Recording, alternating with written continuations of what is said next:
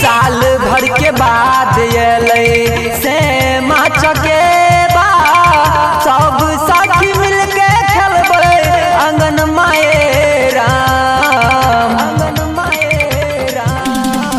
साल भर के बाद अलै सामा चकेबा सब सखी मिलके खेलबै अंगन माए राम। दुबिया भोजन करी श्यामरे चकेबा सब सखी मिलके करबै विदैया राम।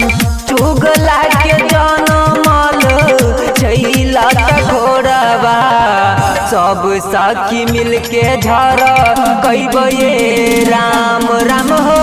चुगला के जनमल छैला घोड़बा सब सखी मिलके झर कैबै राम।